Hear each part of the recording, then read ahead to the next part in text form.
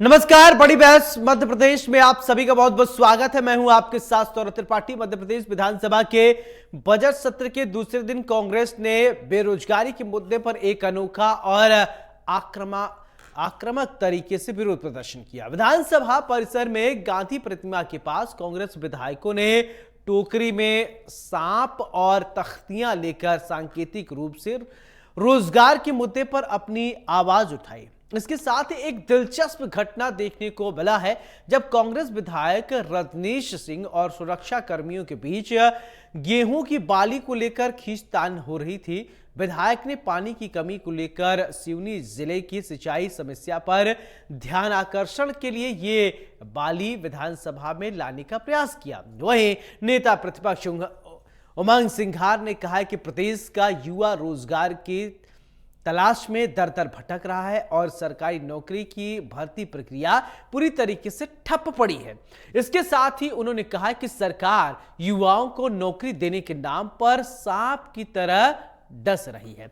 यह सरकार सांप की तरह कुंडली मारकर बैठी है और प्रदेश के युवाओं के लिए सांप नाथ बन चुकी है। वहीं बीजेपी विधायक रामेश्वर शर्मा ने कांग्रेस पर हमला बोलते हुए कहा कि पार्टी अंदर से टूट रही है, जैसे उनका मंच कल टूट गया था। कांग्रेस नेता एक दूसरे को डस रहे हैं, जैसे उमंग सिंघार जीतू पटवारी को और दिग्विजय सिंह कमलनाथ को डस रहे हैं। और इसके अलावा विधानसभा में सांप लेकर पहुंचे कांग्रेस विधायक पर उन्होंने कहा कि मैं कांग्रेसियों से प्रार्थना करता हूं कि कम से कम सांप पकड़ने का धंधा तो न करें। आज इसी मुद्दे पर विस्तार से चर्चा होगी। चर्चा के लिए कुछ मेहमान जोड़ेंगे, लेकिन उससे पहले सुनिए पूरे मामले में सियासी बयानबाजी। भारतीय जनता पार्टी की वो टोकरी एक कर्ज वाली टोकरी है और ये सरकार की टोकरी है जो बीजेपी एक सांपनाथ के रूप में प्रदेश के युवाओं को नौकरी नहीं देना चाहती। शिक्षा कर्मी की 70,000 से ज्यादा पद खाली पड़े कई विभागों में, कृषि विभाग, पुलिस विभाग, पीडब्ल्यूडी, इरिगेशन, कई ऐसे डिपार्टमेंट हैं जिसमें 70 से ज्यादा और पद भी खाली है। तो मैं समझता हूं कि पीएससी के छात्रों ने धरना दिया था, उनको आज तक पद नहीं सरकार ने दिए भर्ती के लिए। पीएससी को मैं चाहता हूं कि प्रदेश के युवाओं जो पढ़ रहे, जो आज अपना भविष्य बनाना चाहते हैं, उनके लिए तत्काल भर्ती ओपन होना चाहिए, बैकलॉग की भर्ती ओपन होना चाहिए। नहीं तो हम समझेंगे कि आज एक साल के अंदर ये सांप की तरह हर प्रदेश के युवाओं को डस रही है। प्रशासनिक अमला की कमी है और कोई भी सक्षम अधिकारी नहीं है कि जो किसानों को पानी समय पर पहुंचाकर दे सके। समय समय पर पूरे सिवनी जिले में चाहे पेंच का हो, चाहे हमारा इसका आपका भीमगढ़ का हो, समय समय पर मांग, धरना, आंदोलन, ज्ञापन दिए गए। उसके बावजूद भी पानी सरकार के द्वारा और सिवनी जिले के सिंचाई विभाग के कर्मचारियों के द्वारा नहीं पहुंचाया गया है। आज भी पर्याप्त पानी है। बीजेपी के विधायक दिनेश राय को भी ये बात उठानी जी बिल्कुल, बीजेपी के विधायक हमारे जिले के साथी दिनेश राय बुनमुन जी ने भी समय समय पर ये नहरों की पेंच की बातें उन्होंने उठाई है। कांग्रेस सांप पकड़ने का प्रशिक्षण ले रही है क्योंकि कांग्रेस में इतने आस्तीनों के सांप हो गए हैं। जैसे मैंने कहा कि जीतू पटवारी जी उमंग सिंगार को डस रहे हैं, उमंग सिंगार दिग्विजय सिंह जी को डस रहे हैं, दिग्विजय सिंह जी कमलनाथ जी को डस रहे हैं, कमलनाथ जी राहुल गांधी जी को डस रहे हैं और राहुल भैया वगैरह ये तो सब परेशान है। अरुण यादव जी का तो पता ही नहीं है। इसलिए कांग्रेस पहले नकली सांप पकड़ने का प्रशिक्षण कर रही है, फिर उनके अंदर जो आस्तीनों के सांप हैं उनको पकड़ने के प्रशिक्षण करेंगे। कांग्रेस से एक काम और आखिरी बचा है, वो सांप पकड़ने का। उसके लिए हम उनको शुभकामनाएं देते हैं। दो तस्वीर, गेहूं की बाली और सांप की टोकरी। अब सांप लेकर आने का क्या मंशा है, क्या दिखाना चाहते हैं, ये थोड़े ऐसा प्रदर्शन शायद आपने भी कहीं नहीं देखा होगा। और ये चलिए हमारे साथ दो खास मेहमान जुड़ रहे हैं। सबसे पहले परिचय करवाते हैं, फिर इसके बाद चर्चा की शुरुआत करते हैं। योगेश गुप्ता जी बीजेपी के प्रवक्ता हमारे साथ हैं, बहुत बहुत स्वागत है। अंबिका शर्मा कांग्रेस के प्रवक्ता हैं, बहुत बहुत स्वागत है। चर्चा की शुरुआत अंबिका शर्मा जी मैं आपसे करना चाहता हूं कि सर ये सांप लेकर विरोध प्रदर्शन करना टोकरी में क्या है सर, क्या संदेश देना चाहते हैं सांप लेकर जो आए हैं? भी संदेश नहीं देना चाहते हैं। जो वास्तविकता है उसको प्रतीकात्मक रूप से हम लोग उजागर कर रहे हैं। एक्चुअली में ये सरकार युवाओं के भविष्य को डस रही है। युवाओं का भविष्य यहाँ पर अंधकारमय है। इस सरकार ने जो वादा किया था कि हम आपको रोजगार देंगे, तो ये बेरोजगारों की फौज खड़ी हो गई। दूर दूर तक संभावना दिखती नहीं है। जो भी प्रतियोगी परीक्षाएं होती हैं उनमें घोटाले हो जाते हैं, पेपर लीक हो जाते हैं। और इस सरकार के बूते की बात नहीं है कि वो सरकार माने युवाओं के भविष्य के बारे में कुछ सोच सके। तो हमारे जो प्रतिपक्ष का जो एक धर्म होता है कि सरकार कुछ जगाए। सरकार जो वादे करके आई है नौजवानों से, किसानों से, महिलाओं से और अन्य समाज के वर्ग के लोगों से, तो उन वादों को पूरा करे। तो एक तरीका है विरोध का। इन लोगों ने सरकार को सांप की तरह, जैसे सांप डसता है और भविष्य पूरा चौपट ये सरकार हमारे युवाओं को कर रही है। ये बिल्कुल अहंकार में डूबी हुई है, मजबूत सरकार हो गई है। ये उत्तरदायी भावना इसके अंदर नहीं रही है। ये प्रतीकात्मक विरोध हम लोगों ने किया था हाउस के अंदर। आपको पता होगा कि इस सरकार पिछले 4-6 माह से तो कानून व्यवस्था की स्थिति एकदम यही लगता है प्रशासन नाम की चीज है ही नहीं, सरकार नाम की चीज इस प्रदेश में है ही नहीं। जिस प्रकार से नागरिक महिलाएं असुरक्षित महसूस कर रही हैं, जिस प्रकार से आए दिन घोटाले उजागर हो रहे हैं, चाहे वो परिवहन घोटाला हो, चाहे वो जल जीवन मिशन घोटाला हो, चाहे वो आपका जो नर्सिंग घोटाला हो, बाढ़ लग गई है। घोटालों की सरकार कहलाने लगी है मध्य प्रदेश की सरकार। तो हमारे विपक्ष के जो हमारे कांग्रेस के विधायक हैं आदरणीय उमंग सिंगार के नेतृत्व में और हमारे जीतू पटवारी के मार्गदर्शन में विधानसभा में प्रश्न लेकर आए हैं। लगभग 2939 प्रश्न उन्होंने लगा रखे हैं। उन प्रश्नों के सवालों का जवाब देने से सरकार भाग रही है और कम इन्होंने अवधि का सत्र इन्होंने घोषित किया। जिन इस इतने कम अवधि के सत्र में सारी चर्चाएं हाउस में हो भी नहीं सकती हैं। एक प्रकार से औपचारिकताएं पूरी सरकार कर रही हो, कैसे भी ये सत्र खत्म हो जाए। इस सरकार के जो भी अभी बजट सत्र आने वाला है और अभी हाल में ही ऑडिटर जनरल की जो रिपोर्ट आई थी उसमें उनकी रिपोर्ट है ऑडिटर जनरल की, जो अभी आपका मार्च 2024 तक का जो बजट के जो प्रावधान थे उसमें जो भी इनको खर्च करना था उसमें इन्होंने इतना पुअर एक्सपेंडिचर और मॉनिटरिंग मैकेनिज्म इतना घटिया इनका है कि 3,85,924 करोड़ रुपए का बजट प्रावधान था गत वर्ष, उसमें 2,38,028 करोड़ रुपए ही ये खर्च कर पाए। आदिवासी विभाग में भी 13,024 करोड़ रुपए का प्रावधान था, उसमें ये केवल 9,942 करोड़ रुपए खर्च कर पाए। जल संसाधन में भी 10,170 करोड़ रुपए था, उसमें भी इनका बड़ा चलिए ठीक है वो रहा। ठीक है योगेश जी से अब जान लेते हैं। ठीक है योगेश जी, देखिए आप लोग रोजगार नहीं दे रहे हैं, युवा बेरोजगार भटक रहे हैं और कांग्रेस के लोग सांप लेकर अब प्रदर्शन कर रहे हैं कि सांप दो परिप्रेक्ष्य में होते हैं। एक सांप कुंडली मार के बैठ जाता है, दूसरा सांप डस लेता है। अब आप बताइए कि कुंडली मार के बैठ रहे हैं कि डस रहे हैं, क्या है? मैं तो नहीं समझ पा रहा हूं, आप समझा सकते हैं। सौरभ जी देखिए, मिस्टर सांपनाथ का जो 15 माह का कार्यकाल था उनमें उस कार्यकाल में उन्होंने जो कहा कि हम युवाओं को ये करेंगे वो करेंगे, युवा स्वाभिमान योजना देंगे, तो डसने का काम मिस्टर सांपनाथ ने किया। युवाओं को ढोल चराने की, बैंड बजाने की ट्रेनिंग, आईटी पार्क बनाने की बात कही, एक भी आईटी पार्क उनकी कार्यकाल में नहीं बना। स्किल डेवलपमेंट की बात करी, कोई हमारे किसी भी युवा को ना तो स्किल्ड बना पाए, ना 4,000 रुपए प्रति माह का स्टाइपेंड दे पाए। इसी प्रकार किसान भाइयों को, भोले वाले किसान भाइयों को किसान कर्जा माफी के नाम पर नीले पीले हरे पन्नों में उलझाया, तत्पश्चात उनको डिफॉल्टर बनवाया। 2.5 लाख से ज्यादा किसान मध्य प्रदेश के डिफॉल्टर हो गए थे, जिनको माननीय शिवराज जी ने जब सत्ता संभाली, हस्तांतरित हुई, वो डिफॉल्टर लिस्ट से उनको बाहर निकलवाया ताकि वो पुनः हमारा किसान बैंकों से ऋण लेने योग्य बन सके। एक बात। दूसरी बात देखिए ना, कितनी दुर्भाग्यपूर्ण बात है, कितना महत्वपूर्ण सत्र होता है विधानसभा का बजट अधिवेशन। तो कांग्रेस पार्टी की विडंबना यह है कि जो बातें उनको सदन के अंदर करना चाहिए वो बातें वो सदन के बाहर करती। धरना प्रदर्शन के माध्यम से। वो जो सदन के बाहर करना चाहिए वो सदन के अंदर करते हैं। कल देखिए मुंह पर काला कपड़ा लपेट के आ गए, आज ये सांप, नकली सांपों की टोकरी लेकर आ गए।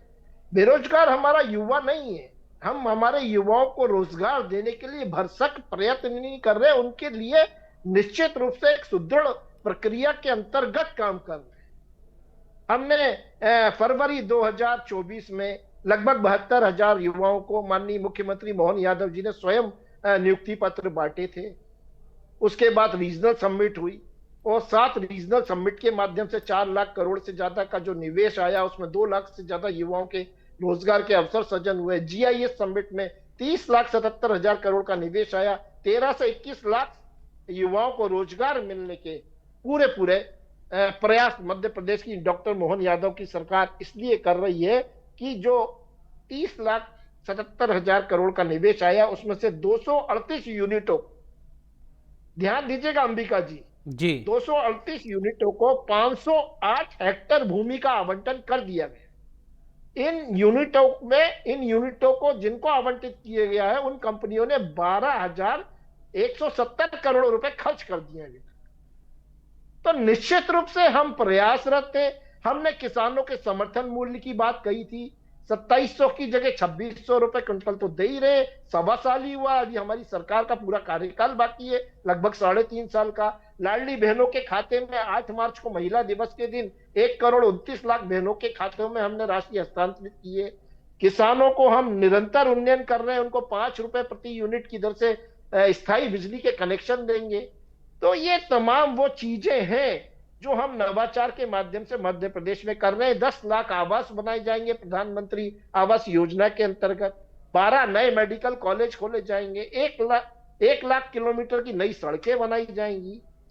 तो ये वो सारी चीजें हैं जो निश्चित रूप से मध्य प्रदेश की जनता न केवल देख रही है, सराहनीय। दरअसल बेरोजगार कांग्रेस हो गए, कांग्रेस के नेता हो गए। इनको सदन में ये बोलते हैं छोटा सत्र आहूत किया, अभी अंबिका जी ने पॉइंट आउट किया। 2 सत्र का उदाहरण दूंगा। 2022 का सत्र 8 बैठकें हुई, 21.52 घंटे सत्र चला। बजट 2024 में 5 बैठकें हुई, 28 घंटे 3 मिनट सदन चला। तो आप सदन के अंदर आइए। डॉक्टर मोहन यादव जी ने अभी 2 दिन पहले कैबिनेट में ये डिसाइड किया है, सभी मंत्रियों को सख्त निर्देश दिए हैं कि सदन में जितने भी सवाल पूछे जाएं विपक्ष के माध्यम से, उनकी पूरी तैयारी के साथ संबंधित अधिकारी, संबंधित प्रमुख पर्सनल सेक्रेटरी आए सदन। तो ये निश्चित रूप से डॉक्टर मोहन यादव की सरकार तो चर्चा से नहीं भाग रही है, चर्चा सदन के नहीं, ये अंदर चर्चा होगी की ना। बात ठीक है, आप युवाओं सदन के को अंदर रोजगार। जाइए। देखिए, आप कह रहे थे कमलनाथ की सरकार जो रही है, लेकिन लंबे समय से सरकार आपकी है, तो आपसे अगर रोजगार को लेकर सवाल उठ रहे हैं तो आप बताइए कितना रोजगार सृजित आपने किया। बता तो रहा हूं, युवाओं के लिए 22 नए IIT खोले जाएंगे। उज्जैन, रीवा, इंदौर में नया IT पार्क खोला जा रहा है। 80,000 से ज्यादा सरकारी नौकरी आगामी 6 माह में दी जाएंगी। तो धरती आबा योजना के अंतर्गत जनजाति, ग्रामीण, उत्कर्ष आदिवासियों को सामाजिक और आर्थिक उन्नयन के चलिए, लिए ठीक है अंबिका जी, ठीक है योगेश जी, आपकी बात आ गई। अंबिका जी, देखिए, आप कह रहे हैं कि युवाओं के लिए कुछ भी नहीं हो रहा है और योगेश जी कह रहे हैं कि विकास की गंगा बहा दिए हैं, अगले 6 महीना युवाओं के लिए और रोजगार दे रहे हैं। तो सर, अब आप ही पूछ लीजिए क्या है। देखिए, अब योगेश जी ही बताएं कि जो अभी आपकी जितनी भी इन्वेस्टर समिट हुई हैं, 8-10 हो गई हैं शायद, और उसमें से कितना आप युवाओं को रोजगार दे पाए?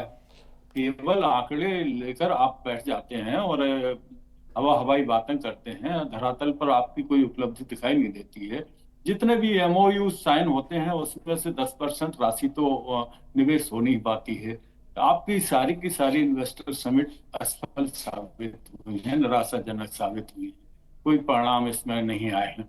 और अभी बजट में ये बात जो सामने आएंगी, स्कूलों में मास्टर नहीं है, मेडिकल कॉलेज में डॉक्टर नहीं है, आप बिल्डिंगें बना के आपने रख दी हैं, छोटी छोटी बीमारियों के पेशेंट भी बाहर रेफर होकर जा रहे हैं, आपकी सड़कें बदहाल हैं, आप बिजली की आप बात कर रहे हैं, बिजली आपके निर्बाध रूप से बिजली किसानों को मिल नहीं रही है। बिजली का हमेशा संकट बना हुआ है, फसलें चौपट होती हैं, सिंचाई व्यवस्था आपकी बिल्कुल बेहाल डली हुई है, हर जगह हाहाकार मचा हुआ है। और आप बैठ जाते हैं इन योजनाओं, आप कब तक रोएंगे? पुरानी सरकारों की बातें कब तक कहेंगे? आप तो देखिए, आप हम लोगों से कुछ सीखिए। जैसे ही देश आजाद हुआ था, हमारे नेहरू जी देश के प्रधानमंत्री बने थे, हम लोगों ने तो कभी रोना भी नहीं रोया कि अंग्रेजों ने के साल में देश छोड़ा था और अब ये है और वो है। कब तक आप रोते रहोगे? 22 साल हो गए हैं आपको सरकार में आए हुए, कब तक आप कोसते रहोगे हम लोगों को? समझ में नहीं आ रहा है। आप तो अपनी उपलब्धियां गिनाइए और आप अपने कर्तव्यों से मत भागिए। जो भी भ्रष्टाचार हो रहे हैं, जो भी घोटाले हो रहे हैं, नैतिकता आपकी इसमें है कि आप स्वीकार करिए। आपने जो बजट के प्रावधान रखे हुए हैं उसमें पूरा बजट योगी जी मैं आ रहा हूं, आपके पास आ रहा हूं।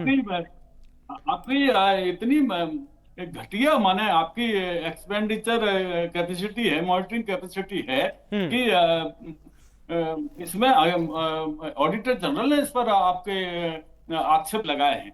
आप ने जो वादे किए थे जन सामान्य से, जनता जनार्दन से, उस पर चर्चा होगी, उस पर आपको जवाब देना पड़ेंगे। क्यों नहीं कर पा रहे आप जनता को भिखारी कह रहे हैं, इस पर भी चर्चा होगी कि आप इतने बोरा क्यों गए हैं। जो हमारी भाग्य विधाता है जनता, लोकतंत्र की वास्तव में मालिक है।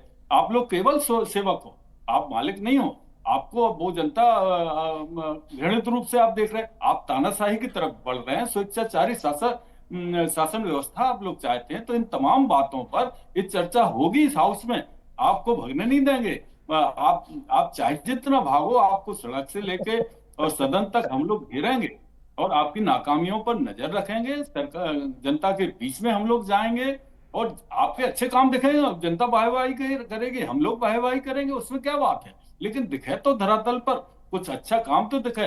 केवल आंकड़ेबाजी आप करते हो, आंकड़ेबाजी में बड़े सिद्धहस्त हैं आप लोग, बड़े अच्छी अच्छी योजनाएं आप लाते हैं, उसकी मॉनिटरिंग ठीक नहीं होती है, योजनाएं भ्रष्टाचार की उस पर चढ़ जाती हैं और कोई मतलब नहीं रहता है। जनता का करोड़ों रुपए आप लोग बर्बाद कर रहे हैं, कर्ज लेकर सरकार चला रहे हैं। 4 लाख करोड़ रुपए कर्ज हो गया है इस सरकार के ऊपर। कहां से आप पटाओगे? आप नहीं पटाओगे, जनता को ही पटाना पड़ेगा। चलिए ठीक है, योगेश जी बोलिए, अब क्या कह रहे हैं? देखिए, मैं थोड़ा सा एक निवेदन है आपके माध्यम से कि जब भी अपन सार्थक चर्चा में बैठे तो राष्ट्रीय पार्टी के प्रवक्ता हैं हम, इस बात को हमेशा ध्यान रखना चाहिए।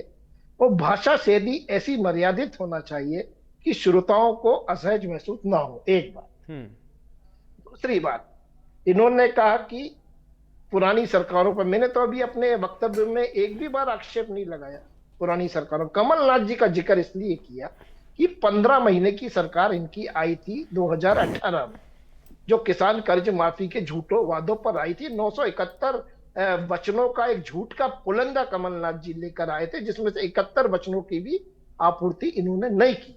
जिन्होंने भ्रष्टाचार किया, वल्लभ भवन को दलालों का अड्डा बनाया, उनको हर योजना में भ्रष्टाचार नजर आए। अगर भ्रष्टाचार हो रहा है तो पकड़ भी तो हमारी सरकार रही है, भ्रष्टाचारियों के चेहरे से नकाब भी तो हमारी सरकार ही उठा रही है ना। हम उनको बचा तो नहीं रहे, संरक्षण तो नहीं दे रहे, चाहे वो सौरभ शर्मा हो या कोई भी हो। माननीय मुख्यमंत्री जी के स्पष्ट दिशा निर्देश है, किसी को भी कोई राजनीतिक संरक्षण नहीं दिया जाएगा। तो जब इतने खुले दिल से मध्य प्रदेश की डॉक्टर मोहन यादव की सरकार काम कर रही है, तो बजाय एप्रिसिएशन, ठीक है आप विपक्ष में हैं, विपक्ष की भूमिका है आरोप लगाना, आइए सदन में चर्चा करिए ना। सदन से भाग तो आप रहे हैं, सरकार कहां भाग रही है? सरकार तो पूरी तैयारी के साथ बैठी हुई है। आपने कहा बिजली नहीं है, बिजली का उत्पादन में बता दूं थोड़ा सा आंकड़ा, 21% बिजली उत्पादन ज्यादा हुई, 5000 मेगावाट से 7000 मेगावाट तक हम पहुंच गए। पावर एक्सचेंज के माध्यम से हमने 5 रुपए 15 पैसे प्रति यूनिट से 2755 मिलियन यूनिट बिजली सिर्फ अप्रैल 2024 से अक्टूबर 2024 तक बेची है। तो सरप्लस बिजली है सर हमारे पास। पानी सिंचाई का रकबा हमने 52 लाख हेक्टेयर तक पहुंचा दिया। अब हम अगर दिग्विजय सिंह जी के समय से कंपेयर करेंगे तो आप कहेंगे कि नेहरू गांधी तक पहुंच गए। नेहरू जी को जितना कांग्रेस को 55-60 साल का कार्यकाल देश को, देश की जनता ने दिया, तब का विकास देखिए और माननीय प्रधानमंत्री नरेंद्र मोदी जी के 10 सालों का विकास देखिए। आज भारत 16वीं से 5वीं आर्थिक महाशक्ति बन चुका है। मध्य प्रदेश आज हमारी 16वीं आर्थिक महाशक्ति है पूरे देश में। हम जो इकोनॉमिक की ग्रोथ थी 2003 में 3% से 16% पे जा चुके हैं। एग्रीकल्चर ग्रोथ हमारी 4.8 हुआ करती थी 2003 में, आज हम 14.5% से ऊपर है। प्रति व्यक्ति आय 11,000 रुपए सालाना होती थी 2003 में, आज हम 1.5 लाख रुपए प्रति व्यक्ति सालाना आए हैं जी। 5 लाख। चलिए ठीक है अंबिका जी, ठीक है योगेश जी, जब इतनी सारी फैसिलिटी है, जब हम काम कर रहे हैं तत्पश्चात, ठीक है फाइनल कमेंट ले लेता हूं अंबिका जी, इतनी फैसिलिटी है, इतना सब कुछ अच्छा हो रहा है, तो और आप लोग कह रहे हैं कि रोजगार नहीं है। अब आप सही बोल रहे हैं, योगेश जी सही बोल रहे हैं, अब यही आप ही लोग ही क्लियर करिए। आप एक जिम्मेदार चैनल हैं, आप खुद ही इस बात का अंदाजा लगा सकते हैं। आपको खुद महसूस हो रहा होगा कि यह सरकार, मध्य प्रदेश सरकार नौजवानों के साथ कितना बड़ा छलावा कर रही है। क्या वजह है कि जितने भी परीक्षाएं होती हैं उसमें घोटाले हो जाते हैं, उसके पेपर लीक हो जाते हैं। आप के अंदर जरा भी माने नैतिकता नहीं है। आपकी कितनी कमजोर मॉनिटरिंग है, कितना क्रियान्वयन एजेंसियां कितनी आप। चलिए ठीक है अंबिका जी, हमारे पास थोड़ा वक्त की कमी है। योगेश जी बहुत बहुत शुक्रिया, अंबिका जी आपका बहुत बहुत शुक्रिया। अब देखिए आरोप प्रत्यारोप के दौर चल रहे हैं, सांप लेके कांग्रेस के कार्यकर्ता, कांग्रेस के विधायक पहुंच जा रहे हैं, विरोध प्रदर्शन कर रहे हैं। ऐसे में सवाल उठता है कि सांप को लाने की क्या जरूरत थी। बड़ी बहस में मेरे साथ फिलहाल इतना ही, नमस्कार।